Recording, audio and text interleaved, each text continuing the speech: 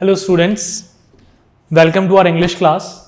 Today we are going to read the second chapter of our Beehive book, and the name of the chapter is The Sound of Music. ठीक है, ये class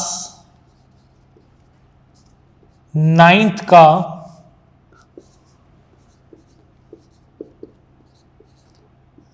beehive book का second chapter है. ठीक है, और इस second chapter के द साउंड ऑफ म्यूजिक के दो पार्ट्स हैं, पार्ट 1 एंड पार्ट 2. पार्ट 1 जो है इट इज अबाउट एवलिन गैलेनी.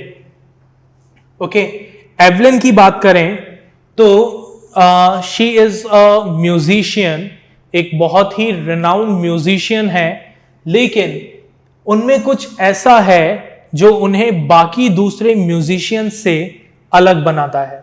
तो लेट्स सी आखिर एवलिन में ऐसा क्या स्पेशल है जो उन्हें दूसरे म्यूजिशियन से डिफरेंट बनाता है. बट बिफोर वी रीड, अपनी बुक निकाल लें. ठीक है, सेकंड चैप्टर ओपन करें और मेरे साथ रीड करना स्टार्ट करें. God may have taken her hearing, but He has given her back something extraordinary. What we hear, she feels far more deeply than any of us. This is why she expresses music so beautifully. Read the following account of a person who fought against a physical disability and made her life a success story. Okay, तो जब हम बात करते हैं musician की, तो हम सब जानते हैं कि म्यूजिक सीखना एक बहुत ही चैलेंजिंग टास्क है, एक आसान काम नहीं है, राइट. और वो चैलेंजेस तब और ज्यादा बढ़ जाते हैं when you can not here.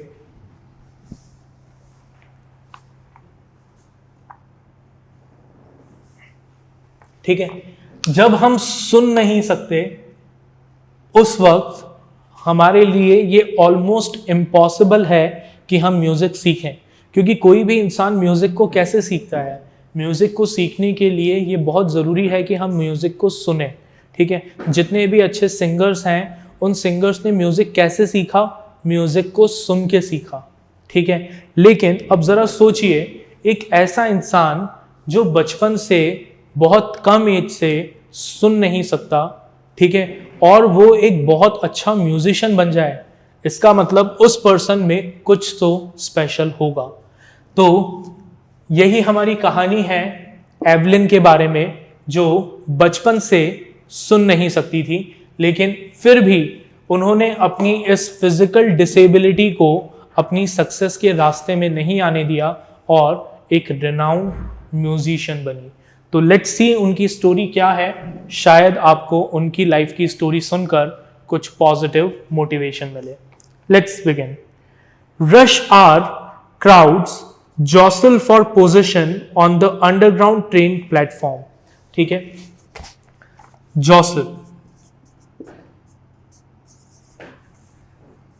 जॉसल means push,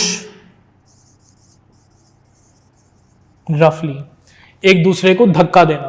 तो rush hour crowd jostle for position on the underground train platform. Rush hour का मतलब क्या है, जो पीक टाइम होता है, जिस वक्त ऑफिसेज बंद होते हैं तो सब लोगों को अपने घर जाने की जल्दी रहती है. तो प्लेटफॉर्म्स पर, रेलवे प्लेटफॉर्म्स पर, सबवे प्लेटफॉर्म्स पर बहुत ज्यादा भीड़ रहती है. तो उस समय रश आवर के समय पर लोग क्या कर रहे थे, लोग प्लेटफॉर्म पर अपनी जगह पाने के लिए, ठीक है, एक दूसरे को धक्का दे रहे थे, एक दूसरे को पुश कर रहे थे.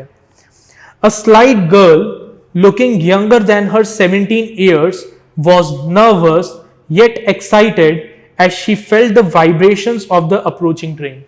ठीक है, और उस सब भीड़ के बीच में एक लड़की थी.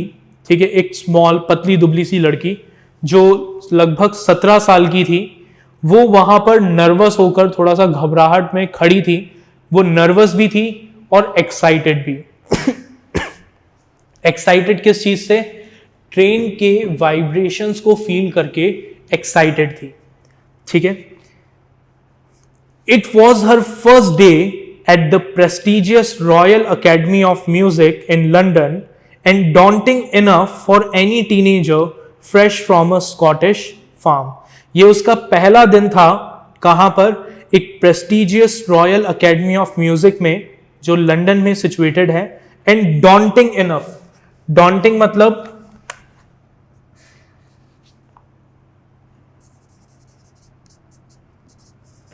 डॉन्टिंग मीन्स फ्राइटन, ठीक है। और वो डर रही थी, मतलब इतना उसमें डर था क्योंकि उसका ये पहला दिन था, ठीक है। Daunting enough for any teenager fresh from a Scottish farm. जितना एक टीनेजर को जो उस जगह पर नया है उसे डर लगना चाहिए, उतना ही हमारी उस गर्ल को भी डर लग रहा था। और स्कॉटिश फार्म का मतलब क्या है कि वो जो लड़की है वो कहां से आई है? लंदन, स्कॉटलैंड से आई है, ठीक है। But this aspiring musician faced a bigger challenge than most. लेकिन ये जो लड़की है ये कोई आम लड़की नहीं है। इस लड़की ने अपनी लाइफ में इससे भी बड़े बड़े कई चैलेंजेस ऑलरेडी फेस किए हैं, ठीक है। और क्या चैलेंज फेस किया इसने? शी वॉज प्रोफाउंडली डेफ, कि वो क्या है? डेफ है, मतलब सुन नहीं सकती है, ठीक है। चलिए, तो अगर सुन नहीं सकती तो फिर म्यूजिशियन कैसे बनी? कैसे उसको एडमिशन मिला लंदन के सबसे prestigious royal academy of music में? तो जानते हैं उनकी कहानी। Evelyn Glennie loss of hearing had been gradual. Evelyn का ये जो सुनने की एबिलिटी खोना था, ठीक है, डेफ होने का जो प्रोसेस था वो ग्रेजुअल था। मतलब ऐसा नहीं था कि एक दिन वो सो के उठी और उसको कुछ सुनाई नहीं दे रहा था, ऐसा नहीं था। धीरे धीरे उसकी सुनने की जो एबिलिटी थी वो कम होती गई, कम होती गई, कम होती गई, और एक दिन ऐसा आ गया जब उसे बिल्कुल सुनाई देना बंद हो गया। Her mother remembers noticing something was wrong when the 8-year-old Evelyn was waiting to play the piano, ठीक है। इस चीज को सबसे पहले नोटिस कब किया गया?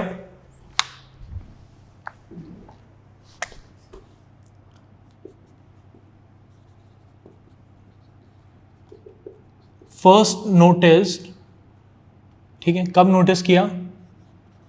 When she was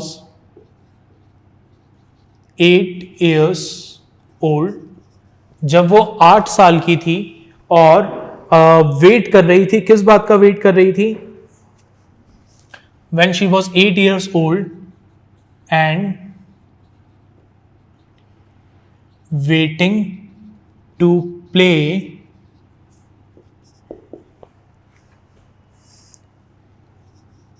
piano, piano play करने का वेट कर रही थी, ठीक है। 8 साल की थी, ठीक है, अपना टर्न आने का वेट कर रही थी। तब एवलिन की मदर ने फर्स्ट टाइम नोटिस किया कि एवलिन को सुनने में कुछ प्रॉब्लम है, ठीक है। They called her name and she didn't move.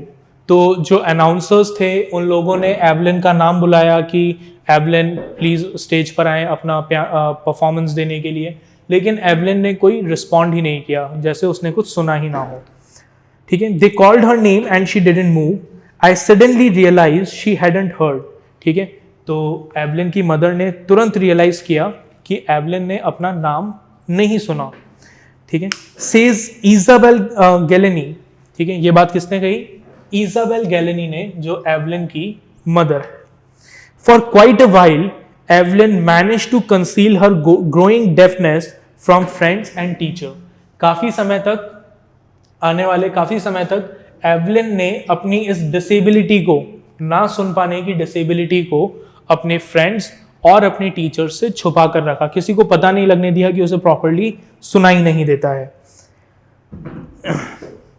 But by the time she was 11 her marks had deteriorated and her headmistress urged her parents to take her to a specialist. लेकिन first notice when she was 8 years old, then at the age of 11 years her marks started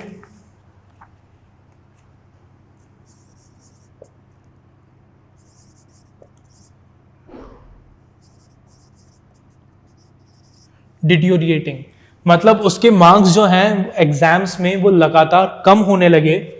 and her teachers, teacher कह सकते हैं या फिर उसकी जो head mistress थी,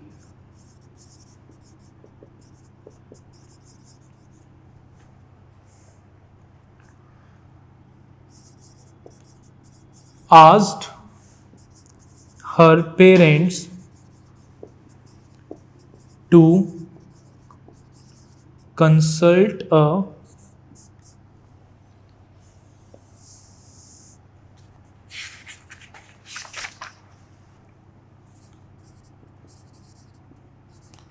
specialist. ठीक है, तो पहली बार तो हमें तब पता लगा एवलिन की डेफनेस के बारे में जब एवलिन 8 साल की थी। वो पियानो प्ले करने के लिए वेट कर रही थी, अनाउंसर ने उनका नाम बुलाया लेकिन एवलिन उसे सुन नहीं पाई। दूसरी बार जब वो 11 साल की थी तो उसके मार्क्स जो हैं एग्जाम में वो कंटिन्यूसली कम होने लगे, और जो उनकी हेड मिस्ट्रेस थी, मतलब एवलिन की जो प्रिंसिपल थी स्कूल की, उन्होंने एवलिन के पेरेंट्स को कहा कि आप प्लीज एवलिन को एक स्पेशलिस्ट के पास लेकर जाइए और प्रॉपर कंसल्टेशन लीजिए। It was then discovered that her hearing was severely impaired as a result of gradual nerve damage. और तब ये पता लगा कि एवलिन की जो हियरिंग थी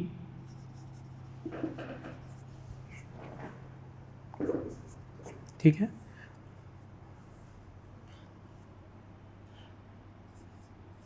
was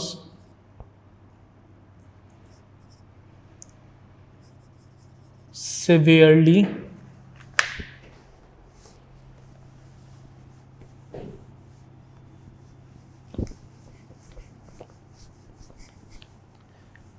ठीक है, क्या पता लगा स्पेशलिस्ट के पास जाकर? हर हियरिंग वॉज सिवियरली इम्पेयर्ड। ठीक है, उसकी जो सुनने की एबिलिटी थी वो सिवियरली डैमेज हो गई है। कैसे डैमेज हुई? As a result of gradual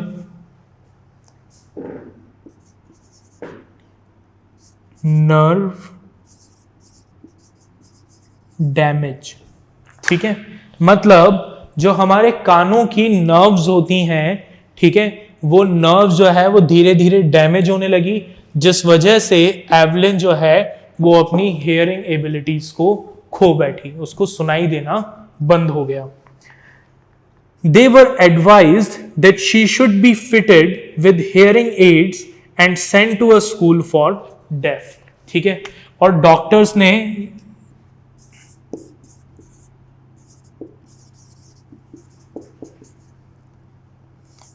specialist ने क्या कहा? स्पेशलिस्ट ने सजेशन दिया दैट टू यूज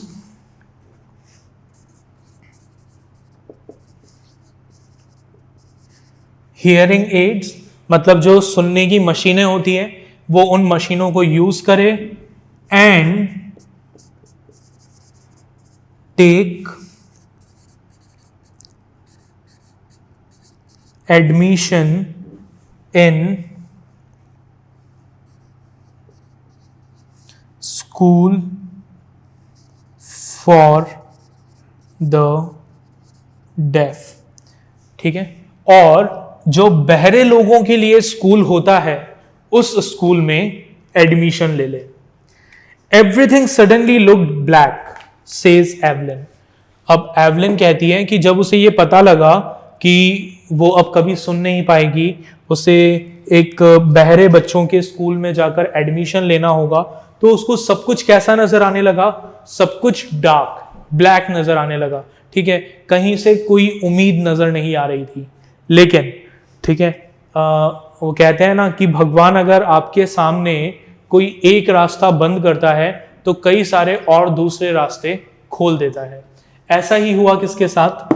एवलिन के साथ। एवलिन सुन तो नहीं सकती थी, लेकिन इसने अपनी हेयरिंग एबिलिटी को तो खो दिया, लेकिन उसके बदले में एक बहुत ही यूनिक एबिलिटी इनके अंदर डेवलप हो गई, और वो एबिलिटी थी वाइब्रेशंस को फील करने की एबिलिटी। ठीक है, उसके बारे में हम अभी आगे पढ़ेंगे। ठीक है, but Evelyn was not going to give up. ठीक है, लेकिन जब एवलिन को यह पता लगा कि अब वो कभी सुन नहीं पाएगी, उसे एक डिसेबल्ड बच्चों के स्कूल में पढ़ना पड़ेगा। ठीक है, तो एक 11 साल की बच्ची है वो, ठीक है, 11 साल की है, ऑब्वियसली कोई भी डिप्रेशन में चला जाए, लेकिन एवलिन ने हार नहीं मानी। उन्होंने कहा कि मैं इन चैलेंजेस को फेस करूंगी। ठीक है, she was determined to lead a normal life and pursue her interest in music. उसने ठान लिया कि वो एक नॉर्मल लाइफ जिएगी और उसका जो इंटरेस्ट है म्यूजिक में, उस इंटरेस्ट को परस्यू करेगी, मतलब उस इंटरेस्ट को पूरा करेगी। ऐसा नहीं कि अब सुन नहीं सकती तो अपना इंटरेस्ट छोड़ देगी, नहीं, अभी भी she was determined to learn music. One day, she noticed a girl playing a xylophone and decided that she wanted to play it too. अब एक दिन उसने एक लड़की को xylophone प्ले करते हुए सुना। ठीक है, अब xylophone क्या होता है? आपके बुक में एक फोटो बना हुआ है। ठीक है, xylophone is what? It's a musical instrument with row of wooden bars.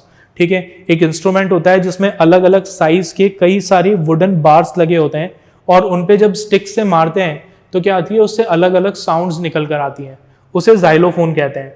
ठीक है, तो जब उसने उस लड़की को जाइलोफोन प्ले करते हुए सुना तो उसने डिसाइड किया कि वो भी जाइलोफोन को प्ले करेगी। Most of the teachers discouraged her. ठीक है, कई सारे टीचर्स के पास हो गई, सब टीचर्स ने उसे यही कहा कि अगर तुम सुन नहीं सकती तो तुम म्यूजिक नहीं सीख सकती, क्योंकि म्यूजिक सीखने के लिए सुनना बहुत जरूरी है। ठीक है, जब तक तुम्हें पता नहीं होगा कि किस वुडन स्टिक पर हिट करने से किस तरह की आवाज आ रही है, जब तक तुम उस आवाज को सुन नहीं पाओगी, तब तक तुम म्यूजिक नहीं सीख सकती। ठीक है, तो तुम्हें किसी और इंटरेस्ट को, किसी और हॉबी को परस्यू करना चाहिए, म्यूजिक को नहीं। ठीक है, तो सब टीचर्स ने उसको डिस्करेज किया, but percussionist Ron Forbes spotted her potential. लेकिन एक परक्यूशनिस्ट थे जिनका नाम था रॉन फॉर्ब्स। रॉन फॉर्ब्स ने एवलिन के पोटेंशियल को, उसके टैलेंट को समझा। अब सबसे पहले तो हम बात करते हैं परक्यूशन का मतलब क्या है और परक्यूशनिस्ट होते कौन है। तो a person who plays the drums, the tabla etcetera is known as percussionist. Percussionist कौन होता है? वो पर्सन जो ड्रम्स, तबला, इस तरह के म्यूजिक इंस्ट्रूमेंट्स को प्ले करता है। ऐसे म्यूजिक इंस्ट्रूमेंट जिनको मार मार कर बजाया जाता है, ऐसे म्यूजिक इंस्ट्रूमेंट को प्ले करने वाले पर्सन को परक्यूशनिस्ट कहते हैं, और इस तरह के म्यूजिक इंस्ट्रूमेंट को प्ले करना परक्यूशन कहलाता है। ठीक है, तो एक परक्यूशनिस्ट थे जिनका नाम था रॉन फॉर्ब्स। ठीक है, तो रॉन फॉर्ब्स ने सबसे पहले एवलिन के टैलेंट को आइडेंटिफाई किया। जहां पर और सब म्यूजिक टीचर्स ने एवलिन को कह दिया था कि भाई तुम सुन नहीं सकती, इसलिए तुम्हें अपने इस हॉबी को, म्यूजिक सीखने की हॉबी को छोड़ देना चाहिए, वहीं पर रॉन फॉर्ब्स ने कहा कि नहीं, तुम्हें अपनी म्यूजिक की हॉबी को छोड़ने की कोई जरूरत नहीं है। ठीक है, मैं तुम्हें म्यूजिक सिखाऊंगा। He began by tuning 2 large drums to different notes. अब उन्होंने क्या किया? एवलिन को म्यूजिक सिखाने के लिए 2 बड़े बड़े ड्रम लिए। ठीक है, और उन दोनों ड्रम्स को अलग अलग नोट्स पर ट्यून किया। ठीक है, आगे क्या हुआ? उन्होंने कहा don't listen through your ears, he would say. और उन्होंने एवलिन से कहा कि ये जो ड्रम्स हैं, इन ड्रम्स की साउंड को अपने कानों से मत सुनना। ठीक है, क्योंकि अगर तुम कानों से सुनने की कोशिश करोगी तो नहीं सुन पाओगी, बिकॉज यू आर डेफ, तुम सुन नहीं सकती। तो इस आवाज को अपने कानों से मत सुनना, किसी और तरीके से सुनने की कोशिश करो। ठीक है, अब आप कहेंगे कि सर कैसी बातें कर रहे हो आप, मतलब इंसान तो कान से ही तो सुनता है, कैसे किसी और तरीके से कैसे सुन पाएंगे? तो हम सुन सकते हैं, we can feel the music without our ears. बिना कानों के भी हम म्यूजिक को सुन सकते हैं और आपने भी अपनी जिंदगी में कभी ना कभी सुना होगा। ठीक है, सोचिए, थोड़ा सा याद करिए। ठीक है, मैं आपको बताता हूँ। कभी किसी शादी में जाते हैं जहां पर बहुत तेज म्यूजिक बज रहा हो, ठीक है, तो जो डीजे का जो बेस है, ठीक है, आप उस बेस को फील कर सकते हैं। जैसे ही उसमें वो धम धम की आवाजें आती है, आपको अपने हार्ट के यहाँ पे ऐसे फील होता है, धक धक धक धक, इस तरह की आवाजें सुनाई देती है। या फिर अगर आप कभी अपने छत पे खड़े हो रात के समय और दूर कहीं बहुत दूर कोई डीजे बज रहा हो, तो आपको गाना सुनाई नहीं देगा, लेकिन वो जो धम धम धम की आवाजें होती है वो आपको फील होती है, वो आपको सुनाई देती है। ठीक है, अगर कहीं पर कोई खिड़कियां हैं, जैसे किसी का घर जो है वो किसी मैरिज हॉल के काफी पास में है, ठीक है, और अगर उस मैरिज हॉल में कोई तेज आवाज में डीजे बजता है, तो आप देख सकते हैं कि जो खिड़कियां हैं घर की, वो खिड़कियां वाइब्रेट करने लगती है, उन खिड़कियों में वाइब्रेशंस आने लगते हैं। ठीक है, खिड़कियां हिलने लगती हैं। ठीक है, तो मतलब जरूरी नहीं है कि हम म्यूजिक को सिर्फ कानों से ही सुने। ठीक है, हम म्यूजिक के जो वाइब्रेशंस हैं, उन वाइब्रेशंस को हमारी बॉडी में फील कर सकते हैं। राइट, आप किसी स्पीकर पे हाथ रख के देखना, ठीक है, म्यूजिक तो आपको अलग कानों से सुनाई देगा ही, लेकिन जब आप स्पीकर पे हाथ रखेंगे तो आपको जो स्पीकर है, जो वूफर है, वो वाइब्रेट होता हुआ नजर आएगा। आपको वो वाइब्रेशन अपने हाथ में फील होंगे। इसका मतलब आप कानों से तो सुन ही रहे हैं, कानों के साथ साथ आप अपने हाथों से भी उस म्यूजिक को फील कर सकते हैं। राइट, तो रॉन फॉब्स ने एवलिन को यही कहा कि वो जो ड्रम का म्यूजिक है, उस म्यूजिक को अपने कानों से मत सुनना, क्योंकि आप नहीं सुन सकते, बिकॉज यू आर डेफ। ठीक है, तो वो नहीं करना है हमें। ठीक है, उस म्यूजिक को किसी और तरीके से सुनने की कोशिश करो, उस म्यूजिक को किसी और तरीके से अपनी बॉडी में फील करने की कोशिश करो। ठीक है, अब जब उन्होंने एवलिन को यह बात कही, try to sense it some other way, says Evelyn, suddenly I realized I could feel the higher drum from the waist up and the lower one from the waist down। ठीक है, तो जैसे ही Ron Forbes ने Evelyn को कहा कि उस music को किसी और तरीके से एक्सपीरियंस करो, फील करने की कोशिश करो, तो एवलिन ने देखा कि जो हायर ड्रम नोट्स थे, ठीक है, जो हाई नोट्स थे, उन हाई नोट्स को एवलिन अपने अपर बॉडी में, यानी जो कमर से ऊपर का हिस्सा था, उस पार्ट में फील कर पा रही थी उन वाइब्रेशंस को, और जो लोअर ड्रम के नोट्स थे उन्हें अपने लोअर बॉडी में, यानी कमर से नीचे वाले हिस्से में फील कर पा रही थी। Forbes repeated the exercise. अब रॉन फॉब्स ने इसी एक्सरसाइज को कई बार रिपीट किया। ठीक है, and soon Evelyn discovered that she could sense certain notes in different parts of her body. और एवलिन ने ये रियलाइज किया कि वो अपने बॉडी के अलग अलग पार्ट से अलग अलग नोट्स को फील कर सकती है। I had learned to open my mind and body to sound and vibration। ठीक है, एवलिन ने अपनी बॉडी को साउंड और वाइब्रेशंस को एक्सेप्ट करने के लिए ओपन कर लिया था। ठीक है, और उसके बाद उसने कभी पीछे मुड़कर नहीं देखा। The rest was sheer determination and hard work. उसके बाद बाकी जो सारा काम था, वो सारा काम किसका था?